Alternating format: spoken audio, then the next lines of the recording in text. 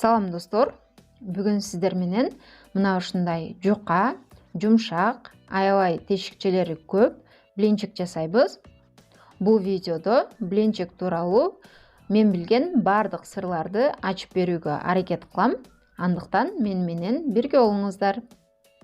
Алгач идишке 3 жумуртка, 4 аш кашык шекер, 350 мл айранды куюп, 1 чымчым туз салып, жакшылап аралаштырып алабыз.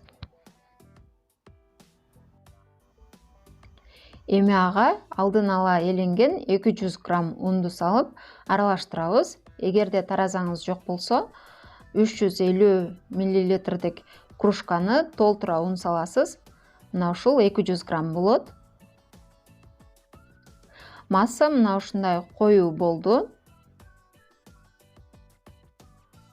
Эми ошол эле айран куйган кружкага жарым чай кашык сода салып, үстүнө толтура кайнак суу куюп эритип алабыз.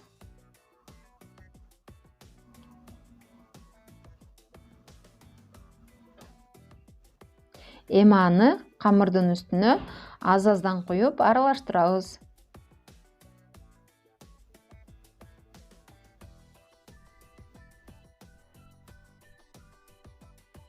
Барын тегиз аралаштырып алган соң 60 мл өсүмдүк майын куюп, дагы жакшылап аралаштырып алабыз. Ушуну менен камырыбыз даяр. Камыр мына ушундай суюктукта болот. Эми табаны жакшылап ысытып, андан соң камырды куюп, тегиз жайып алабыз. Блинчик жай отту жактырбайт. Андыктан улуу отто бат-баттан бышырып алабыз. Бир тарабы болжол менен 30-40 секундада даяр болот. Ал эми экинчи тарабы 20-30 секундада даяр болот. Өзүңүздөр байкагандай, ар бир камырды куяр алдында табаны 5-6 секунда отто кармап, аябай ысытып алып, андан соң камырды куябыз. Ошондо тешикчелери көп блинчик болот.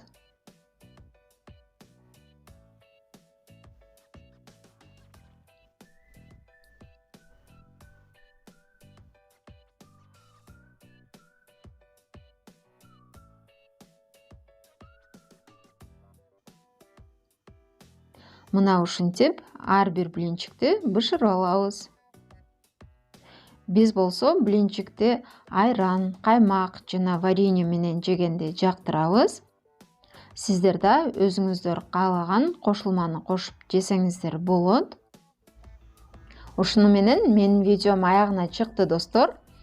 Эгерде бул видео сиздерге пайдалуу болгон болсо, аны жоготуп албоо үчүн каналыма катталып, лайк басып, жакындарыңыз менен да бөлүшүп коюңуз. Ошондой эле менин видеолорумду ар дайым көрүп турууну кааласаңыз, коңгуроо белгисин басып коюңуз. Ал сизге белги берип турат жаңы видео чыккан сайын. Кийинки видеолордон көрүшкөнчө саламатта калыңыздар.